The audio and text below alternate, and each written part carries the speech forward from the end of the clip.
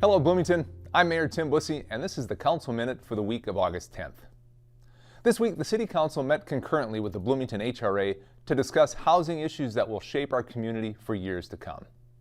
Now, before getting into the details of the meeting, it's probably a good idea to explain what the Bloomington HRA is and why we met with them. The HRA is the city's Housing and Redevelopment Authority.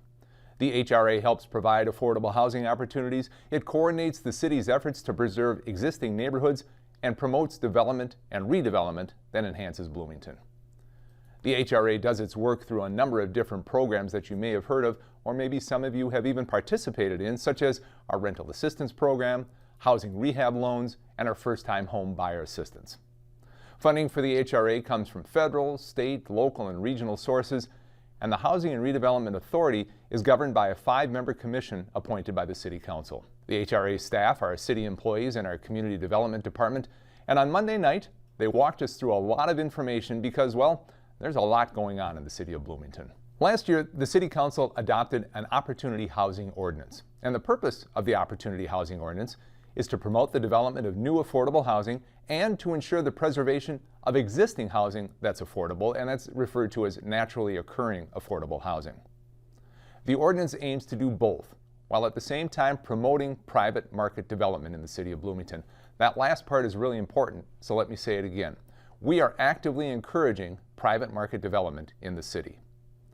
Sometimes when people hear that the city is building affordable housing, they have visions of government-owned or government-operated housing, and that's simply not the case. What we are doing with private, for-profit developers and with nonprofit development corporations is creating tools and incentives to make sure that new or rehabilitated housing in Bloomington includes affordable units in the total mix. Well, why is this important? For a couple of reasons. First, as part of the city's 10-year comprehensive plan that's approved by the Metropolitan Council, Bloomington has housing goals to do our part to meet the region-wide need for affordable housing. And there is a region-wide need for affordable housing. This regional approach is designed to make sure that every community has a range of housing options and that no community becomes overly concentrated with just one piece of the housing pie. The second and more important reason that we have goals for affordable housing is because we know there is a need in our community that exceeds the current stock of housing units for people living at or below the area's median household income. More simply, demand for housing that people can afford far exceeds the supply. Staff provided us really helpful data about who lives in Bloomington and who needs housing that fits their family's needs. I'm going to throw some numbers at you here, so please hang with me. We look at the median income in Bloomington, and for 2018, the most recent year that we have data, the median income in Bloomington was $72,000 a year, which is almost $5,000 a year less than the 7-county metropolitan area. And it's the metro area income, commonly referred to as AMI, that is used to set the targets for the cost of each rental unit. So we know right off the bat, Bloomington residents are below the area income ranges, which makes housing a little bit more expensive. Then we look at average rents in Bloomington. A 1-bedroom unit in Bloomington averages $1,137 a month. A 2-bedroom averages $1,400 a month. If there is only one wage earner in the family, to afford those rents requires an hourly wage of $21.87 an hour.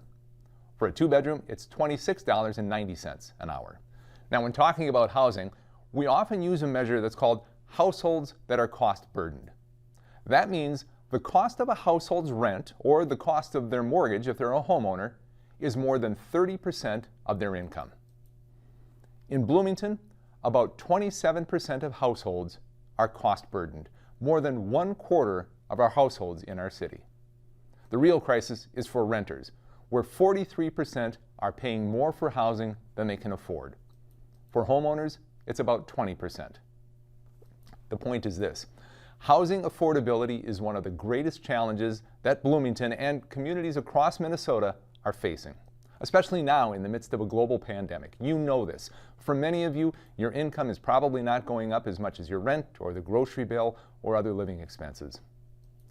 And it's very important to me and everyone on the City Council that people who work in our community, the people who work in our hotels and in hospitality, the people who work in manufacturing and nonprofits and in our schools and in our churches, the people who work in this community should be able to afford to live in this community. And it's also an issue for our retirees on fixed incomes. Not getting priced out of their home or their apartment is a real concern.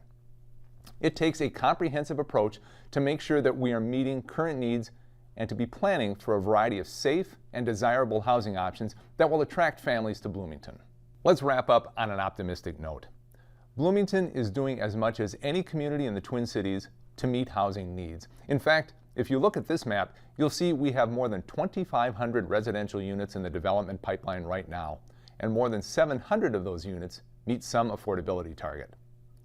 And like I said, we aren't just focused on rental housing or multifamily residential projects.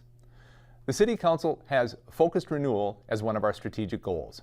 That means we need to focus on keeping our single-family residential stock in good shape.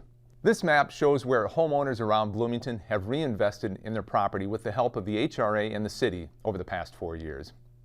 This investment of city and HRA dollars into our neighborhoods is helping ensure that the housing stock remains safe and appealing and that it continues to grow in value.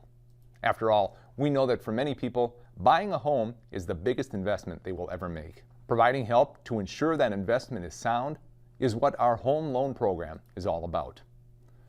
Thrown a lot of information at you over the last few minutes. If you have any question, please do not hesitate to contact me or any member of the City Council. We'll be happy to talk more about this. That's a wrap on this week's Council Minute. Thanks for tuning in. We'll see you next week. Until then, be well and stay safe, Bloomington.